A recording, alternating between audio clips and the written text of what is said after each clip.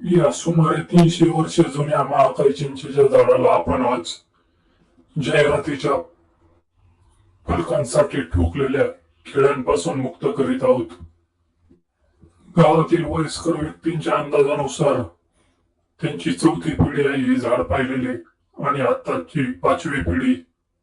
यावरून या झाडाचे वय काढण्यात आले आहे. या झाडाचा जमिनीपासून 5 फूट उंचीवर आपण त्याचा व्यास मोजत आहे. या ठिकाणी या झाडाचा व्यास सुमारे 3.3 मीटर म्हणजेच 330 सेंटीमीटर एवढा आहे. तसेच पुन्हा आपण जमिनीपासून 2 फूट उंचीवर त्याचा व्यास मोजल्यास तो सुमारे 3.6 मीटर म्हणजेच 360 सेंटीमीटर एवढा आहे. असे हे महाकाय वृक्ष आहे. चला तर मग आपण या झाडाला या खिळ्यांपासून मुक्त करू. खिळ्यामुळे झाडाला जी जखम होते त्यातून बुरशी, बॅक्टेरिया आणि कीटक झाडाच्या मध्य खोडात सहज प्रवेश करतात आणि त्यामुळे झाडाला आतून कीड लागते. ते आतून पोखरले जाते. झाड आतून कुजते. झाडाचा मध्यभाग जो झाडाला मजबूत उभे राहण्यास ताकद देतो तो खिळा गंजल्यामुळे आणि संसर्गामुळे तो भाग हळूहळू कुजतो. परिणामी वादळात किंवा वाऱ्यात झाड अचानक उमळून पडते.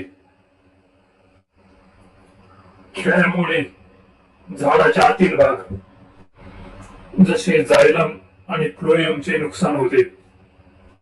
जायलम ही झाडाची ती वाहिनी आहे जी मुळाकडून पाणी आणि खनिजे वर पानांपर्यंत पोहोचवतात.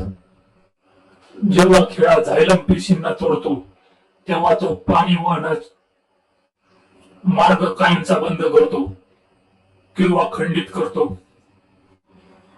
फ्लोएमचे नुकसान. झाडाच्या सालीच्या अगदी आत फ्लोएम नावाच्या शिरा असतात. खिळा ठोकल्यामुळे अन्न वहनाच्या प्रक्रियेत अडथळा येतो. या अन्न वहनाच्या प्रक्रियेत अडथळा आल्यामुळे झाडाची उपासमार होते आणि झाड सुकते. एखाद्या झाडाला जाहिरात फलक लावण्यासाठी एका रेषेत खिळे ठोकले असतात. त्या भागातील पाणी आणि अन्न पुरवठा थांबून तो भाग किंवा अख्खे झाड सुकण्याची भीती असते. आपल्या या कपटी वृत्तीमुळे मोठ्या वृक्षांना देखील आपला बहुमूल्य जीव गमावावा लागतो.